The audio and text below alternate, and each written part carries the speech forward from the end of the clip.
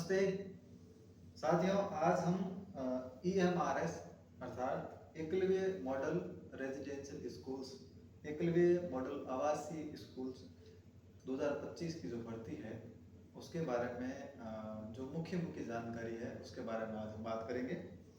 साथियों, ये भर्ती जो है कुल 7,267 पदों के साथ आई है।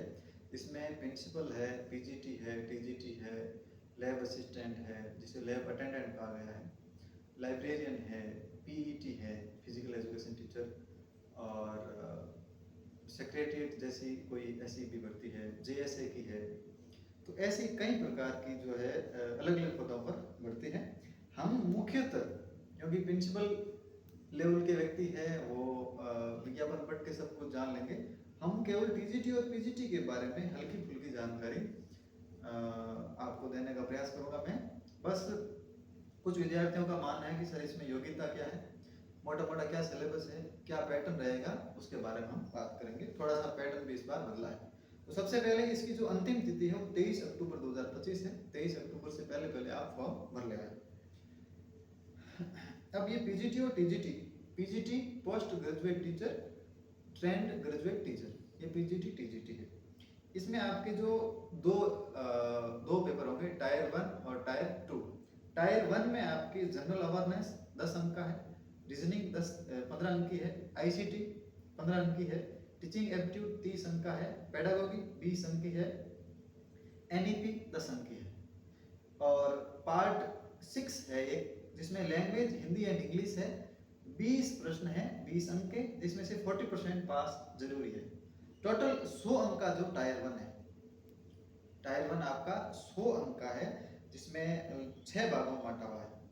जो भाग नंबर 6 है उसमें लैंग्वेज टेस्ट है, हिंदी एंड इंग्लिश।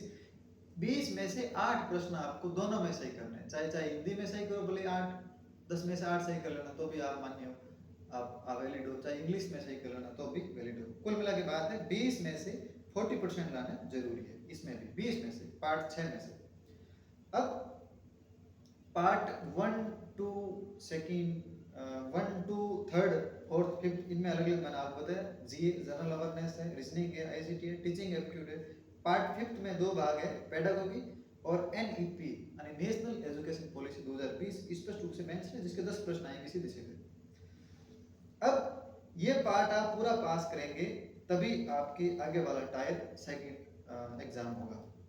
पार्ट 6 में आप जब 40% लाएंगे तब आपके पार्ट 1 टू थर्ड और फोर्थ और फिफ्थ चेक होंगे। ध्यान रखना इस चीज का। अब टायर 2 के लिए क्या क्या योग्यता है? टायर 1 में 1/10 यानी 10% लोग, जितने व्यक्ति टायर 1 में बैठे हैं उनमें से 10% लोगों को टायर 2 के लिए बुलाया जाएगा। 1:10 इसका रेशियो है।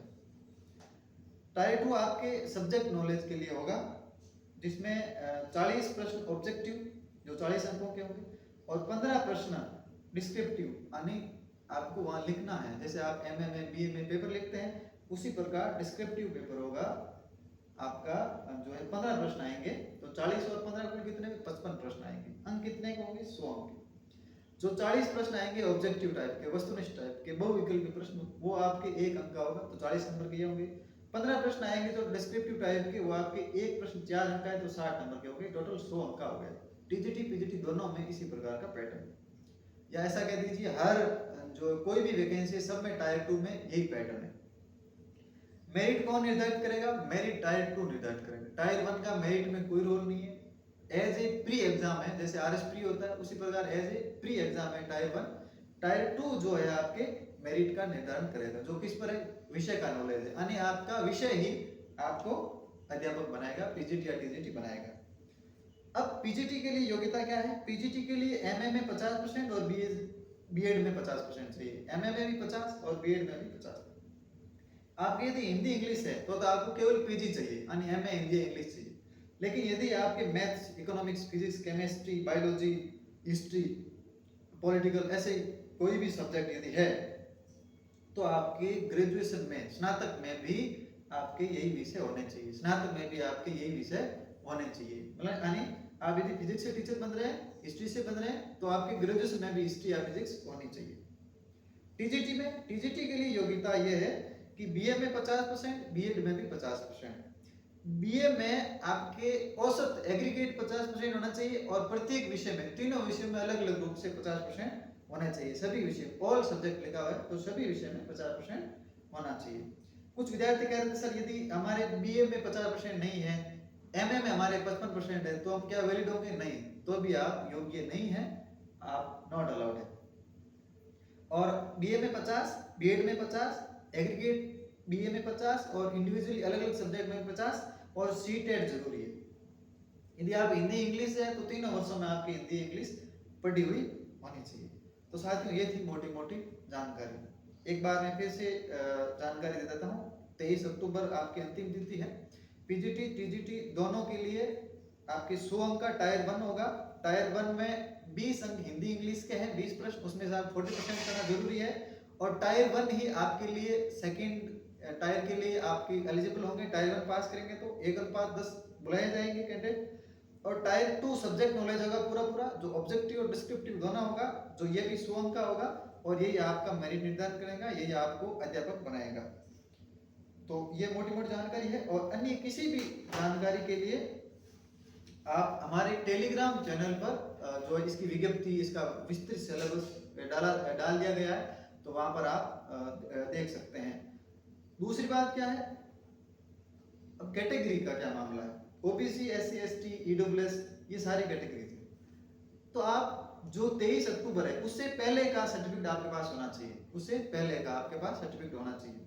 और ओबीसी और ईडब्ल्यूएस के लिए 1 साल से पूर्व नहीं होना चाहिए। एससी एसटी का चाहे कितना साल ही पुराना चल जाएगा, लेकिन ओबीसी और ईडब्ल्यूएस के लिए 1 वर्ष से पूर्व का सर्टिफिकेट यानी प्रमाण पत्र बना हुआ नहीं होना चाहिए, 1 वर्ष तक आना चाहिए। 23 अक्टूबर को 1 वर्ष पूरा नहीं हुआ होना चाहिए, ध्यान रखना इस चीज का। और 23 अक्टूबर से पहले पहले बना हुआ भी होना चाहिए, ये भी ध्यान रखना है। लास्ट डेट से पहले का आपके पास सर्टिफिकेट होना चाहिए। आपके एग्जाम में मांगेंगे, ऐसा नहीं चलेगा सर्टिफिकेट आप बोलोगे सर शपथ पत्र दे देंगे, नहीं, स्पष्ट विज्ञप्ति में लिखा नहीं चलेगा। वो आरपीसी का अलग मैटर है, ये सेंट्रल गवर्नमेंट का अलग मामला। ओबीसी कौन सा हो? Central OBC. ईडब्ल्यूएस और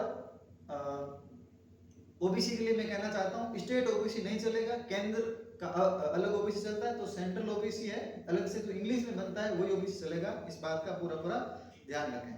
विस्तृत पाठ्यक्रम के लिए और कौन सी किताबें पढ़नी है हिंदी विषय में और जीके में, इसके लिए मैं आपको अलग से एक वीडियो में जानकारी दूंगा।